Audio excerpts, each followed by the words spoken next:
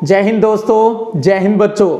Geography rapid revision में आपका स्वागत है। और आज हम आपकी फर्स्ट बुक का जो सेकंड चैप्टर है विश्व जनसंख्या वितरण घनत्व और वृद्धि, इसका रिवीजन करेंगे। 2023 की बोर्ड परीक्षा की अगर बात करूं तो आपको पता है आपकी जो सेकंड यूनिट है जिसमें 3 चैप्टर है, दूसरा, तीसरा और चौथा, बोर्ड के अनुसार ये 4 नंबर की यूनिट है। अब आपके दिमाग में ये आना चाहिए भी अब हम इसमें से किस प्रकार के प्रश्न हैं वो इस दूसरे चैप्टर के अंदर तैयार करें, तब आपके दिमाग में मॉडल पेपर आएगा भी। मॉडल पेपर में तो इस चैप्टर से एक नंबर का और एक 1.5 नंबर का क्वेश्चन ही पूछा है, तो क्या सिर्फ इसी के अकॉर्डिंग ही हमें तैयारी करनी चाहिए? तो मैं आपको कहूँगा बिल्कुल नहीं। मैं आपको चैप्टर वाइज बताऊंगा भी किस चैप्टर में आपको मॉडल पेपर के ब्लूप्रिंट के अलावा भी तैयार करना है और किस प्रकार से प्रश्न पूछे जाएंगे, ये टाइम टू टाइम मैं आपको बताता रहूंगा। तो ध्यान दीजिएगा, इस दूसरे चैप्टर को हमें 1 नंबर, 1.5 नंबर, 3 नंबर और 4 नंबर, चारों प्रकार की कैटेगरी के हिसाब से ही तैयार करना है। तो स्टार्ट करते हैं चैप्टर का रैपिड रिवीजन। तो स्टार्ट करूंगा एक प्यारी सी लाइन जो कहीं ना कहीं रिक्त स्थान के रूप में भी पूछी जा सकती है। किसी देश के निवासी ही उसके वास्तविक धन होते हैं।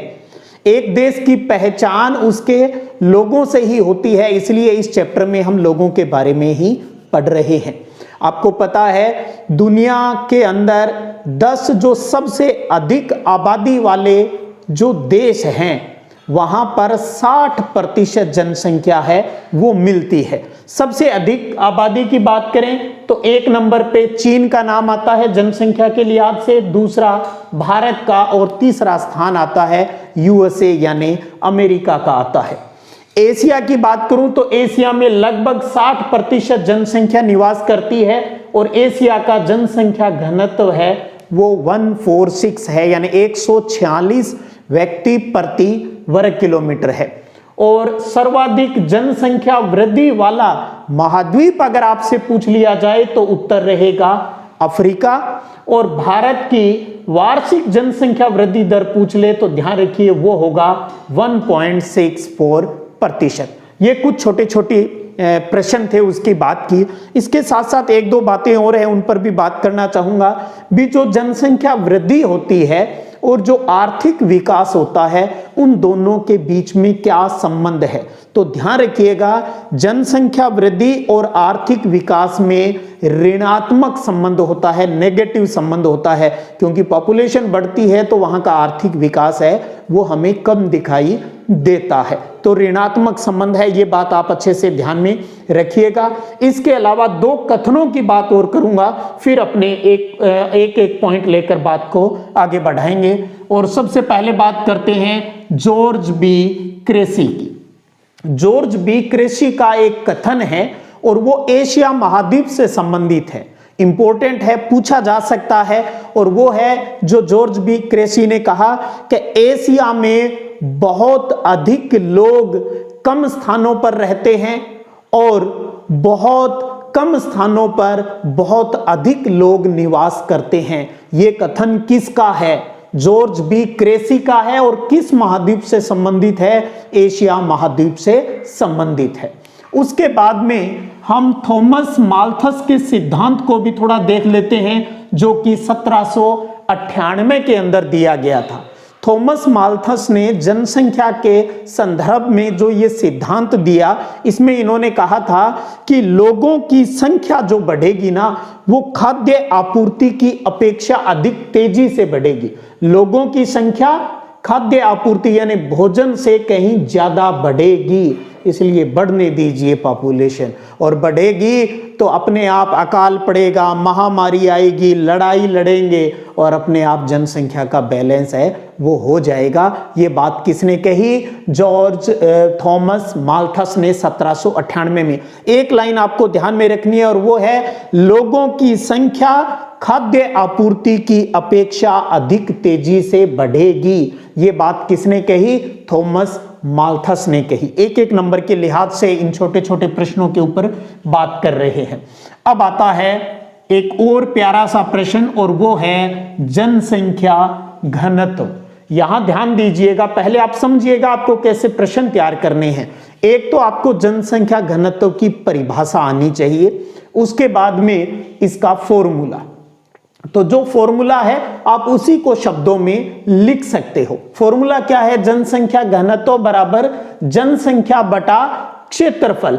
तो क्या कहेंगे? जनसंख्या और क्षेत्रफल के अनुपात को, बटा को अनुपात बोल देंगे शब्दों में जब लिखेंगे, जनसंख्या और क्षेत्रफल के अनुपात को जनसंख्या घनत्व कहा जाता है। और इसे हम किस रूप में प्रकट करते हैं?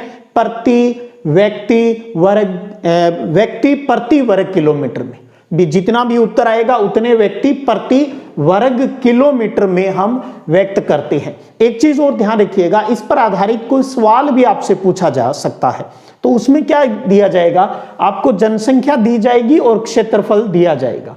कई बार प्रश्न की भाषा जो होती है उसमें क्षेत्रफल पहले दिया जाता है, जनसंख्या का आंकड़ा बाद में दिया जाता है, थोड़ा सा आपको कंफ्यूज करने के लिए। तो ध्यान रखिएगा, जब सूत्र के अंदर आप मान रखोगे तो जनसंख्या वाला मान ऊपर रखना है और क्षेत्रफल का नीचे रखना है, क्योंकि फॉर्मूला यही है, जनसंख्या घनत्व बराबर जनसंख्या बटा में क्षेत्रफल। तो परिभाषा और फॉर्मूला दिमाग में रखना है। और बड़े प्रश्न के लिहाज से आपको तैयार करना है जनसंख्या को प्रभावित करने वाले कारक। 3 प्रकार के कारक पूछे जा सकते हैं। एक तो ये पूछा जा सकता है भी जनसंख्या को प्रभावित करने वाले भौगोलिक कारक समझाइए, या फिर पूछा जा सकता है आर्थिक कारक है वो समझाइए, या 1.5 नंबर में पूछा जा सकता है भी इसके सामाजिक और सांस्कृतिक कारकों को समझाइए। हम विस्तृत में पहले ही पढ़ चुके हैं, थोड़ा सा रिवाइज कर लेते हैं। भौगोलिक कारकों में 4 बिंदुओं पर आपको फोकस करना है। एक है जल की उपलब्धता। आपको अच्छे से पता है भी लोग उन क्षेत्रों में रहना ज्यादा पसंद करते हैं जहां जल है वो आसानी से उपलब्ध हो जाता है, क्योंकि जल ही जीवन है। जीवन के अंदर हम सबसे ज्यादा इसका इस्तेमाल करते हैं, इसलिए हम देखते हैं भी नदी घाटियों के किनारे हैं वो पॉपुलेशन ज्यादा मिलती है। इस प्रकार की बातें लिखनी है और मैं आपको यही कहूंगा आप अपनी भाषा में लिखिएगा। दूसरा, भू आकृति की अगर हम बात करें तो लोग कहां रहना पसंद करते हैं? लोग समतल मैदानी क्षेत्रों के अंदर रहना पसंद करते हैं, क्योंकि वहां पर आसानी से खेती की जा सकती है, वहां पर आसानी से उद्योगों की स्थापना की जा सकती है, वहां पर सड़क मार्ग, रेल मार्ग है वो आसानी से बिछाए जा सकते हैं, इसलिए लोग समतल मैदानों पर रहना पसंद करते हैं। पहाड़ी और पर्वतीय क्षेत्रों में ये सड़क निर्माण, खेती है, ये काम मुश्किल हो जाता है, इसलिए वहां पर कम लोग रहना पसंद करते हैं। तीसरी बात आ जाती है जलवायु की। तो जितना जलवायु अनुकूल होता है, अब मानव के रहने के लिए जितना वहां का क्लाइमेट अनुकूल होता है वहां पर पॉपुलेशन ज्यादा मिलेगी। इसलिए हम देखते हैं भी जहां ठंडा प्रदेश है या जहां रेगिस्तानी प्रदेश है वहां पर कम लोग हैं वो रहना पसंद करते हैं, क्योंकि ऐसी इस वहां की जो जलवायु है वो लोगों के अनुकूल नहीं मिलती है। अब आता है चौथा पॉइंट, आ जाता है मृदा। भौगोलिक कारकों में जल की उपलब्धता होगी, भू आकृति, जलवायु और मृदा, यानी मिट्टी की बात करें भी एक चीज ध्यान रखिए, जहां पर उपजाऊ दोमट मिट्टी मिलेगी वहां पर लोग ज्यादा रहना पसंद करेंगे। क्यों? क्योंकि वहां पर आसानी से खेती की जा सकती है। और एक अंदर की बात करें तो एक आधा छोटा क्वेश्चन भी निकल के आ सकता है यहां से, और प्रश्न बोलना चाहूंगा, उपजाऊ दोमट मिट्टी वाले प्रदेशों में अधिक लोग क्यों निवास करते हैं? तो अगर ऐसा प्रश्न आ जाए तो हम क्या लिखेंगे? क्योंकि उपजाऊ दोमट मिट्टी है वो गहन कृषि का आधार बन सकती है, इसलिए लोग वहां पर रहना पसंद करते हैं। उपजाऊ मिट्टी होगी तो फसल का उत्पादन ज्यादा होगा और व्यक्ति अपने परिवार को आसानी से पाल सकता है, इसलिए वहां पर लोग रहना पसंद करते हैं। अब आ जाता है दूसरा जो कारक है वो है आर्थिक। आर्थिक में 3 शब्दों की बात आती है, एक खनिज, नगरीकरण और औद्योगिकरण। तो ध्यान दीजिए, जहां आपको खनिज मिलेंगे वहां हम कौन सा काम करेंगे उनको निकालने के लिए? खनन। और जो औद्योगिकरण है, तो जहां खनन होगा, जहां औद्योगिकरण देखने को मिलता है वहां पर आपको पॉपुलेशन भी ज्यादा मिलेगी। क्यों? क्योंकि इन कार्यों के लिए वहां पर लोगों को रोजगार मिलता है। जहां लोगों को रोजगार मिलेगा, जीवन यापन के लिए पैसा मिलेगा, तो वहां आसानी से लोग हैं वो पहुंच जाएंगे। नगरीकरण की बात आती है तो हम देखते हैं ना, प्रवास में भी हम समझते हैं भी गांव से लोग शहरों की तरफ, नगरों की तरफ आकर्षित होते हैं। क्यों? क्योंकि वहां एक तो उनको आसानी से रोजगार मिल जाता है, वहां पर उनको चिकित्सा की सुविधा है, पढ़ाई की सुविधा है, परिवहन की जो सुविधा है, संचार की जो सुविधाएं हैं, यानी रहन सहन की उत्तम व्यवस्थाएं हैं, वो नगरों में देखने को मिलती है। इसलिए नगरीकरण है ये भी जनसंख्या को बढ़ाने में महत्वपूर्ण योगदान है वो देता है।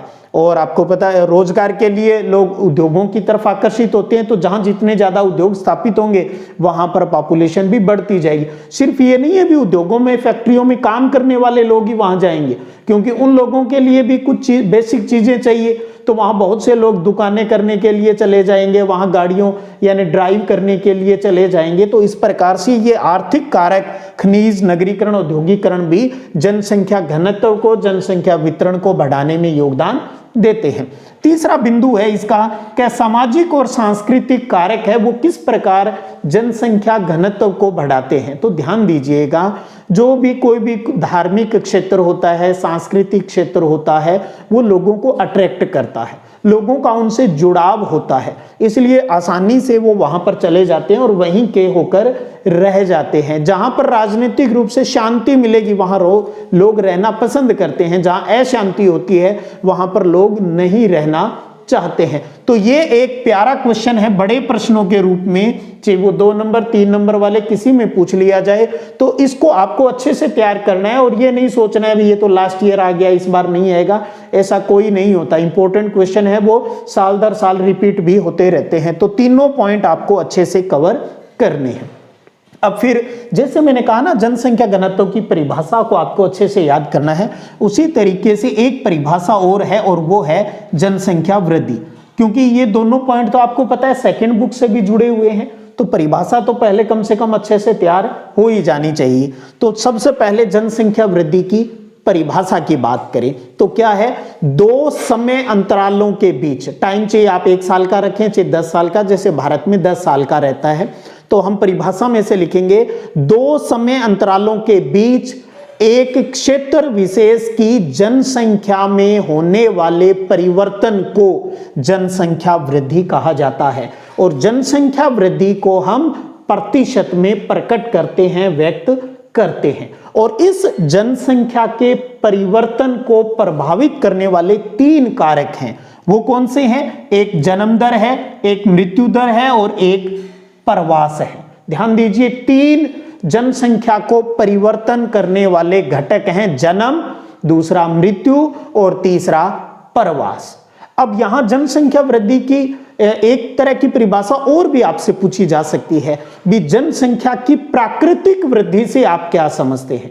एक तो सिर्फ ये पूछा जा सकता है जनसंख्या वृद्धि, अभी हमने क्या कहा, 2 समय अंतरालों के बीच किसी क्षेत्र विशेष में जनसंख्या में होने वाला परिवर्तन जनसंख्या वृद्धि कहलाता है। अगर सिर्फ प्राकृतिक वृद्धि आपसे पूछ ले तो ध्यान रखिए 2 ही शब्दों का इस्तेमाल करना है परिभाषा में, और एक है जन्म और एक है मृत्यु। स्टार्टिंग परिभाषा वही रख लीजिए भी 2 समय अंतरालों के बीच किसी क्षेत्र विशेष में जन्म और मृत्यु के अंतर को बढ़ाना, अंतर का बढ़ना ही क्या कहलाता है, जनसंख्या का प्राकृतिक वृद्धि है, वो कहलाती है। तो जन्म दर और मृत्यु दर से के अंतर से बढ़ने वाली जनसंख्या है, वो ही जनसंख्या की प्राकृतिक वृद्धि कहलाती है। और वास्तविक वृद्धि पूछ ले तो हम साथ में प्रवास को भी शामिल कर लेते हैं। तो आपको पता है प्रवास यानी माइग्रेशन, इसमें 2 शब्दों की बात हम करते हैं, एक होता है आप्रवास और एक होता है उत्प्रवास। गौर कीजिएगा, अगर आप मुझे कोई क्षेत्र मानते हो तो इस क्षेत्र में कोई आ रहा है तो वो यहां के लिए क्या हो गया, आप्रवासी हो गया, और उस आप्रवासी से क्या होगा, यहां की जनसंख्या बढ़ जाएगी। और यहां का कोई व्यक्ति बाहर जाता है तो उसको हम क्या कहते हैं, उत्प्रवासी कहते हैं। तो उत्प्रवासी से क्या होगा, यहां से कोई व्यक्ति बाहर जाएगा तो यहां की जनसंख्या कम हो जाती है। तो आप्रवासी आने से जनसंख्या बढ़ती है और उत्प्रवासी होने से जनसंख्या में कमी हो जाती है। तो जनसंख्या परिवर्तन के, जनसंख्या वृद्धि के 3 घटक हैं, जन्म दर, मृत्यु दर और प्रवास है। अब एक चीज और ध्यान रख लीजिएगा, इस साल की बोर्ड परीक्षा के लिए 2 फॉर्मूले आपको ध्यान में और रखने हैं। एक फॉर्मूला आपसे ऐसे पूछा जा सकता है भी अशोधित जन्म दर क्या है, या अशोधित जन्म दर का फॉर्मूला लिखिए। तो इसमें क्या करना है आपको, किसी वर्ष विशेष में जीवित जन्म, ऊपर क्या लिखना है, किसी वर्ष विशेष में जीवित जन्म बटा में उस वर्ष के मध्य में जनसंख्या कितनी है और गुणा में 1000 लगाना है। ध्यान रखिएगा 100 नहीं 1000। तो ये हो गया अशोधित जन्म दर का फॉर्मूला। ऊपर क्या लिखा है, किसी वर्ष विशेष में जीवित जन्म बटा में उस वर्ष के मध्य में जनसंख्या गुणा में 1000। एक याद है तो दूसरा अपने आप याद हो जाता है। अगर आपसे पूछ ले अशोधित जन्म दर के स्थान पर अशोधित मृत्यु दर का, तो सिर्फ ऊपर वाले एक आंकड़े को बदलना है। क्या लिखोगे यहां, किसी वर्ष विशेष में मृतकों की संख्या, मरने वालों की संख्या, क्योंकि मृत्यु दर आ रही है तो ऊपर लिखोगे अब मरने वालों की संख्या बटा में उस वर्ष के मध्य में जनसंख्या गुणा में 1000। तो वो किसका फॉर्मूला हो जाएगा, अशोधित मृत्यु दर का फॉर्मूला हो जाएगा। अभी हमने कहा भी प्रवास है वो जनसंख्या परिवर्तन को प्रभावित करता है। एक नंबर के प्रश्न में आपसे यह भी पूछा जा सकता है भी प्रवास का कारण क्या है। एक लाइन में अगर आपको उत्तर देना पड़े भी प्रवास का कारण क्या है, प्रवास क्यों करते हैं लोग, तो ध्यान दीजिए, लोग बेहतर यानी अच्छे आर्थिक और सामाजिक जीवन के लिए प्रवास करते हैं। लोग बेहतर आर्थिक और सामाजिक जीवन के लिए क्या करते हैं, प्रवास करते हैं। और प्रवास को 2 कारक प्रभावित करते हैं, एक है प्रतिकर्ष कारक और एक है अपकर्ष कारक। प्रवास इंपॉर्टेंट है क्योंकि आप देख रहे हो सेकंड बुक में भी प्रवास का स्पेशली एक चैप्टर है, तो वो चाहे यहां पढ़ें चाहे उस चैप्टर में पढ़ें, बातें वही है। तो प्रवास को प्रभावित करने वाले 2 कारक, प्रतिकर्ष यानी जो हमारे लिए नेगेटिव बातें हैं ना, वो सारी प्रतिकर्ष में लिखनी है। जैसे बेरोजगारी, कौन सा कारक हुआ, प्रतिकर्ष। कोई बीमारी आ गई, कोई महामारी आ गई, जैसे अभी कोविड-19 आया, तो वो क्या है, हमारे लिए प्रतिकर्ष कारक है। अगर कहीं पर पानी की कमी है तो वो क्या है, प्रतिकर्ष कारक है। कहाँ के किसी स्थान की जलवायु अच्छी नहीं है तो वो हमारे लिए क्या है, प्रतिकर्ष कारक है। कहीं युद्ध अशांति की स्थिति रहती है तो वो हमारे लिए क्या है, प्रतिकर्ष कारक है। कहीं पर रहने सहने की अच्छी सुविधाएं नहीं है तो वो सारे कौन से हैं, प्रतिकर्ष कारक है। अब इनको रटने की कहां जरूरत है, बस इतना फील कीजिए भी कोई व्यक्ति कहीं से जाएगा या कहीं पर आएगा तो उससे जुड़ी हुई वो पॉजिटिव और नेगेटिव बातें कौन सी है। नेगेटिव बातों की वजह से जगह को छोड़ा जाता है और कहीं की पॉजिटिव बात होती है तो वो हमें आकर्षित करती है। और अपकर्ष कारक की बात करेंगे तो इसका मतलब हम कहीं पर क्यों जाएंगे, इसका मतलब वहां पर रोजगार की अच्छी सुविधा है, वहां हॉस्पिटल की अच्छी सुविधा है, वहां हायर एजुकेशन की अच्छी सुविधा है, वहां रहन सहन की अच्छी सुविधा है, वहां परिवहन संचार की अच्छी सुविधाएं हैं, वहां लोग शांति से सामाजिकता से रहते हैं, वो हमारे लिए अच्छी बात है। तो वो ये सारी चीजें क्या है, ये हमें अपकर्ष करती है, आकर्षित करती है। तो ध्यान दीजिए, दोनों को अच्छे से दिमाग में रखना है, प्रतिकर्ष कारक और अपकर्ष कारक कौन से हैं। तो ये इतनी बात हुई। अब एक 1.5 नंबर के प्रश्न के लिहाज से एक प्रश्न और देखिए, वो है भी विज्ञान और प्रौद्योगिकी यानी साइंस और जो टेक्नोलॉजी है वो जनसंख्या वृद्धि में सहायक हैं। इस को समझाइए, या इससे आप क्या समझते हैं, या साइंस और टेक्नोलॉजी है वो जनसंख्या वृद्धि को किस प्रकार बढ़ाने में सहायक है। देखिएगा, आपको पता है जैसे जैसे साइंस और टेक्नोलॉजी डेवलप होती है तो मशीनरी का इस्तेमाल बहुत से कामों में होने लगता है, जिससे वो काम अच्छा होने लगता है और लोगों को वहाँ रोजगार मिलता है, सुविधाएं मिलनी स्टार्ट हो जाती है, तो लोग वहाँ आने लग जाते हैं। तो पॉइंट वाइज अगर मैं बात करूं इस प्रश्न का, तो आप एक बिंदु ये बना सकते हो भी कृषि और औद्योगिक उत्पादन में इससे वृद्धि हुई है। विज्ञान और प्रौद्योगिकी से एग्रीकल्चर और इंडस्ट्री का जो प्रोडक्शन है उसके अंदर ग्रोथ हो रही है। दूसरा, महामारियों के खिलाफ टीकाकरण इजाद कर लिया जाता है। जैसे कोविड-19 के खिलाफ हमने कोवैक्सीन, कोविशील्ड दवाइयां हैं वो बना ली, तो किससे संभव हो पाया?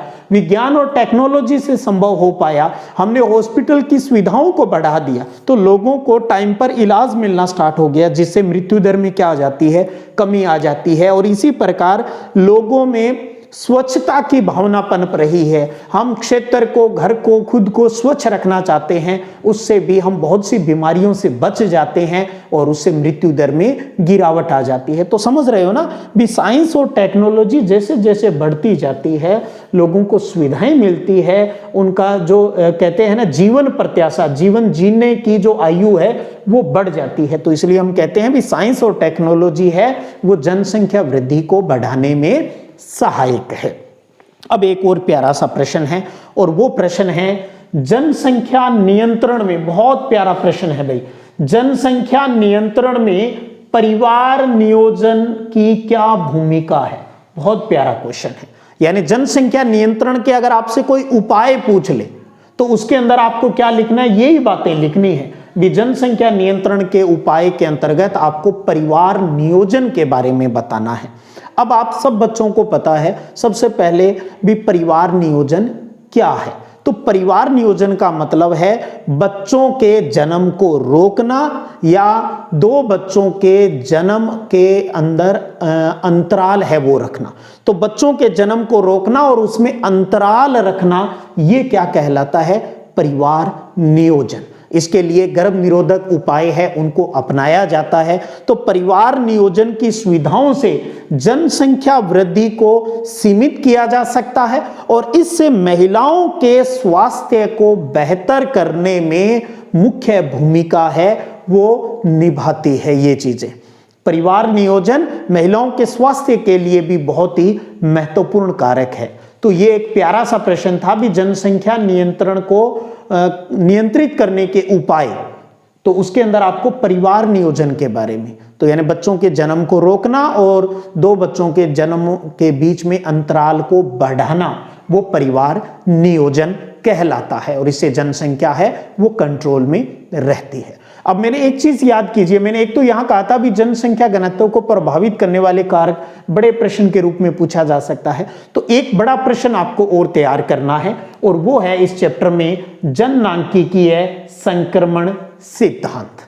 हालांकि इसमें कुछ छोटे छोटे प्रश्न भी बनते हैं, उनकी भी हम बात कर लेते हैं। सबसे पहले आपसे यह पूछा जा सकता है कि जननांकिकीय संक्रमण जो सिद्धांत है ना, उसकी उपयोगिता क्या है? क्या क्या उपयोग है इसका? जननांकिकीय संक्रमण सिद्धांत हम क्यों पढ़ते हैं? तो देखिएगा, किसी क्षेत्र की जनसंख्या का वर्णन और भविष्य की जनसंख्या के पूर्वानुमान के लिए इसका इस्तेमाल किया जाता है। तो किसी क्षेत्र की जनसंख्या के वर्णन और भविष्य की जनसंख्या के अनुमान के लिए जननांकिकीय संक्रमण सिद्धांत का उपयोग किया जाता है। उसके बाद में आपको समझना है भी ये सिद्धांत हमें क्या बताता है, क्या पता चलता है इस सिद्धांत से। देखिएगा, समाज अगर ग्रामीण है, खेतीहर है और अशिक्षित है, यानी कोई क्षेत्र है, कोई देश है, कोई राज्य है, वहां के लोग ग्रामीण हैं, खेती करते हैं और ज्यादा पढ़े लिखे हुए नहीं हैं, एक अवस्था हो गई है। इस अवस्था से वो प्रोग्रेस करके अगर वो गांव से नगरीय हो जाता है, वहां औद्योगिक व्यवस्था आ जाती है और लोग शिक्षित हो जाते हैं, तो ये एक अवस्था से दूसरी अवस्था में क्या हुआ? लोगों का, उस देश के लोगों का संक्रमण हुआ। कहां से? गांव से शहरी हो गए, खेती से उद्योगों को अपनाने लगे, अनपढ़ थे अब हम साक्षर हो गए, पढ़े लिखे हो गए। तो एक अवस्था से दूसरी अवस्था में संक्रमण होता है और इससे हमें क्या पता चलता है? इससे हमें यह पता चलता है भी कोई एरिया ग्रामीण, खेतीहर और अशिक्षित है, इसका मतलब इस क्षेत्र के अंदर उच्च जन्म दर और उच्च मृत्यु दर है। उच्च जन्म दर और उच्च मृत्यु दर है। तो यह जननांकिकीय संक्रमण सिद्धांत की एक अवस्था हो गई है भी उच्च जन्म दर और उच्च मृत्यु दर आपको कहां मिलेगा? जहां लोग ग्रामीण हैं, खेती करते हैं और ज्यादा पढ़े लिखे हुए नहीं हैं, जिनको परिवार नियोजन के बारे में कोई जानकारी नहीं है, साइंस के बारे में कोई जानकारी नहीं है, वहां पर आपको उच्च जन्म दर मिलेगा और यहाँ ऐसी जगहों पर आपको पता है चिकित्सा सुविधाओं की कमी रहती है, इसलिए मृत्यु दर भी आपको वहां पर ज्यादा मिलेगी। तो जनसंख्या वृद्धि दर है उसकी बात करें तो यहां कैसी होगी, इस फर्स्ट स्टेज के अंदर जनसंख्या वृद्धि धीमी होगी, क्योंकि ज्यादा जन्म ले रहे हैं तो ज्यादा मर भी रहे हैं, तो ग्रोथ है वो बहुत स्लो चलती है। जन्म लेने वालों की संख्या ज्यादा है तो मरने वालों की संख्या भी ज्यादा है। थोड़ा सा समझ के कीजिएगा, अपने आप याद रह जाएगी ये बातें। अब अगर हम कहें भी वो नगरीय, औद्योगिक और शिक्षित हो गया, इसका मतलब है भी उस एरिया की जनसंख्या की अगर हम बात करें तो वहां पर जनसंख्या परिवर्तन की बात करें तो निम्न जन्म दर है और निम्न मृत्यु दर है।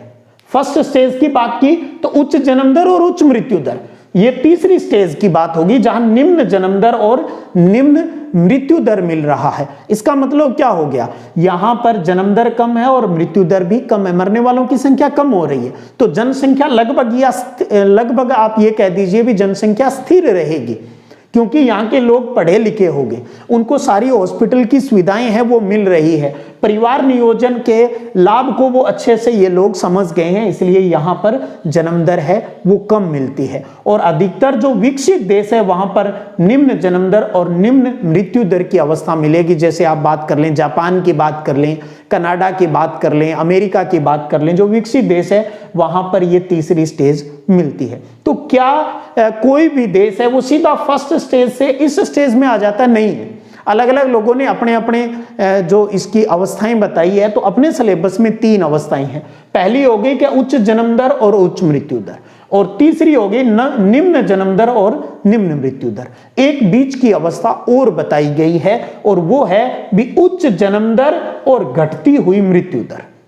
जैसे हमने फर्स्ट में देखा ना भी उच्च जन्म दर है, तो सेकंड अवस्था में भी जन्म दर उच्च है, लेकिन मृत्यु दर क्या हो रही है, मृत्यु दर घट रही है। ये दूसरी स्टेज है। इसका मतलब मृत्यु दर घट रही है, इसका मतलब हो गया भी यहां पर स्वास्थ्य सुविधाएं हैं उनकी वृद्धि हो रही है, तो अच्छी हॉस्पिटल की सुविधा बढ़ रही है तो मरने वालों की संख्या कम हो रही है। तो इसका मतलब यहाँ पॉपुलेशन थोड़ी सी तुलनात्मक रूप से आपको ज्यादा मिलेगी। यहाँ आपको पॉपुलेशन ग्रोथ है वो कम मिलेगी, यहाँ पर उससे थोड़ी ज्यादा मिलेगी, और यहाँ लगभग आपको पॉपुलेशन ग्रोथ है वो स्थिर सी मिलेगी। तो जननांकीय संक्रमण सिद्धांत की क्या उपयोगिता है और उससे हमें किन बातों की जानकारी होती है, और साथ में इन तीनों स्टेज की बात की है। अगर सिर्फ 1.5 नंबर का प्रश्न आए तो आपसे सिर्फ ऐसा पूछा जा सकता है जननांकीय संक्रमण सिद्धांत की प्रथम अवस्था को बताइए, तो 2-3 लाइनों में ये बात अपनी क्लियर करनी है। तीसरी अवस्था पूछी जा सकती है, दूसरी अवस्थाएं पूछी जा सकती है। इसलिए मैंने कहा भी ये इंपॉर्टेंट क्वेश्चन है और कई साल हो गए यहाँ से कोई क्वेश्चन भी नहीं उठा है, तो 2023 बोर्ड परीक्षा के लिए ये टॉपिक काफी इंपॉर्टेंट होने वाला है। तो अच्छे से आपको इसको तैयार करना है। नोट्स की पीडीएफ की बात करूं तो आप सबको मैंने पहले भी प्रोवाइड कर दिया, और नई पीडीएफ है वो आपको टेलीग्राम चैनल पर अब अगले 2 दिन बाद आपको नई जो पीडीएफ है थोड़ा सा उसके अंदर नया वेरिएशन करके तैयार की है। 2 दिन बाद में आपको अपना जो टेलीग्राम चैनल है सिद्धिविनायक संग्रिया उसके ऊपर ये मिल जाएंगे। तो ये था आज का अपना जो सेकंड चैप्टर था, उस पूरे चैप्टर से जुड़े हुए 2023 की बोर्ड परीक्षा के लिए कौन कौन से बिंदु हमारे लिए इंपॉर्टेंट हो सकते हैं उनको हमने अच्छे से समझा। उम्मीद करता हूं आप सबको ये कंसेप्ट क्लियर होंगे, और अगर किसी बच्चे को किसी प्रकार की प्रॉब्लम है तो आप इन बिंदुओं पर थोड़ा सा फोकस कीजिएगा। एक भी बात आपकी गलत नहीं होगी, बस तथ्यात्मक बातों को छोड़कर जो कोई डिटेल की कोई बातें हैं तो आपको यही कहूंगा बस आपको अपने शब्दों में लिखना है। अगर आप थोड़ा सा समझ लेते हैं तो फिर आसानी से आप उसके बारे में 1-2 लाइनें लिख सकते हो। चलिएगा अगले वीडियो क्लास के अंदर अगले रैपिड रिवीजन अगले चैप्टर को लेकर फिर हाजिर रहूंगा। तब तक जय हिंद, जय भारत।